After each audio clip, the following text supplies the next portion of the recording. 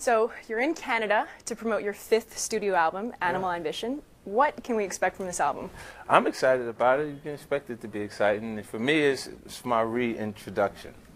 Because I've spent so much time, like a long time period on hiatus. I was in the back portion. In the music business, I was in the business portion of music for 4 years. Because it was my 5th and final album requirement for Interscope, we was in a position where we would have to do audits and go through the books and everything. And then there was conflicts in different areas. Like my album, Get Rich or Die Trying, is the largest debut in hip-hop album, and the way we sold ringtones at that point is exactly how we sell the single. So the language and the contracts spoke to the same light, and the way I would be paid off a ringtone, if I argued that that was the way I was to be paid off of the singles, would mean that they owed me like another $23 million maybe. Oh. You see what I'm saying? Yeah. So we went through that process, and it took for 4 years, actually. It took a while for us to get through it, and then, I was paid. And then everything was comfortably, we resumed back to making music. And then, you know, like what I was getting out of the response to the action music made me feel like I lost that camaraderie we had at one point. Touch with the audience? Right, not the touch with the audience, but within the actual system itself, because Interscope's priorities shifted. They created Beats audio, and Beats was the priority of things that were there, and I had already committed to my own audio company, SMS Audio, so it was like I'm the competing company while actually being signed to the company as an artist. So I couldn't get the leverage that I needed to properly launch the project. So I went another route, went the Eminem route. And just to speak about that route, you've already released several of the songs off the album, and you've included music videos. What incentives do you have for people to purchase the album if a lot of it is already online? Yeah, see, that question is answered in every project that you've seen so far. All of them has been online and available before you actually bought them. They all leak before they're actually supposed to be out. So are you saying that you took the steps to do it before and make sure, and including music videos, because not everybody launches a music video. Beyonce had the first 30 seconds of a music video. You have the whole thing on your website. Look, when you go, they can tease to it and get people excited so they can buy it, or you can actually give it to them. And it assures them that they're buying something that's worth buying, because they've heard several projects. I have music that I've bought months after the actual album was released, because I knew it was something that I actually wanted to hear. If you view it and you say, well, you put everything out, so why am I supposed to be excited to buy it? Did you hear it when it came out?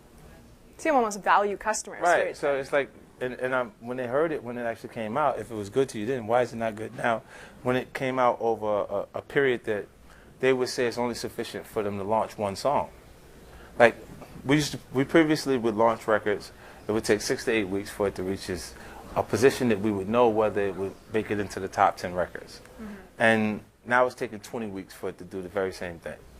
And just like on that topic, releasing the albums, we talked about this Wu-Tang Clan that said that they're going to launch one album in a silver box and hopefully get millions of dollars off of this one single album. You had Beyonce launch her album in secret online. Radiohead launched it virtually for free online.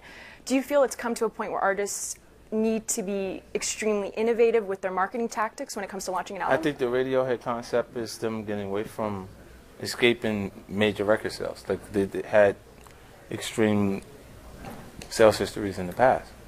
With Beyonce launching a record in the middle of the night is the resistance that she's receiving from the performance of the actual material. It's like two or three songs came off of that project before she decided to just put it out in the middle of the night.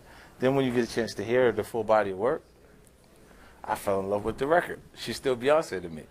You see what I'm saying? Like, and when I actually decide to create a campaign for the actual record that can sustain the audience, because it has to sustain your interest for 1 week until the next song comes, until the next song comes, until the next song comes.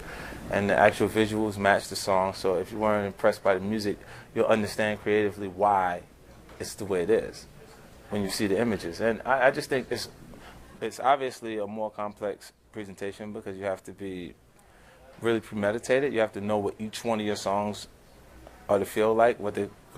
We only needed to know what 3 looked like. With 3 records were, because we're only shooting 3 music videos before you sold millions of records, you know. And the adjustments are technology.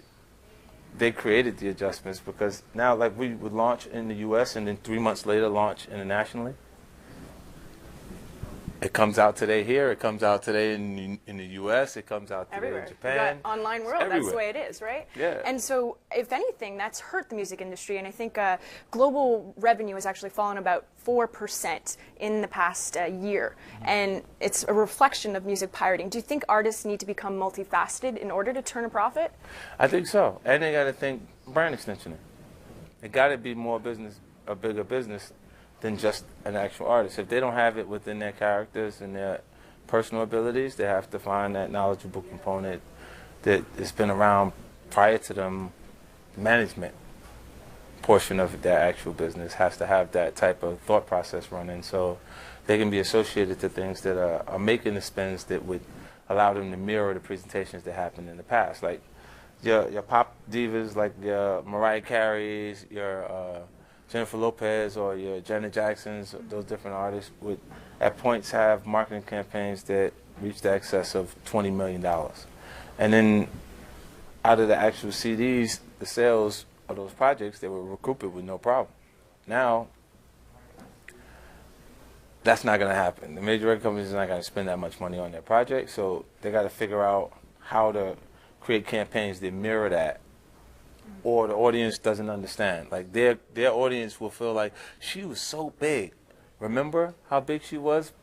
What they're saying is, she had so much marketing. Remember how big the marketing campaign was? Right. And because now the new campaign isn't matching things that they felt from those people in the past. So you'll get artists try to find new creative ways to sustain that audience, to sustain the interest that they've already developed. And Beyonce's decision to just release the project in the middle of the night is saying whether the record sell or not, her tour is still already geared up. It's not going to stop the tour from happening. Aretha Franklin's still on tour. You know what I mean? Like, it's not, they're not going to go away. Like, they're going to be there. Like, they're staples because of the marketing and implementing it in people's minds, and people are familiar with it. Right. And just to talk about your ventures, you have a stake or had a stake in Vitamin Water, your charitable energy drink, video games, producing TV shows. You're pretty much dabbling in it all. Yeah. But at the same time, you've rapped about drugs, you rapped about violence, sex. How do you try to keep 2 separate images, the music artist and the entrepreneur?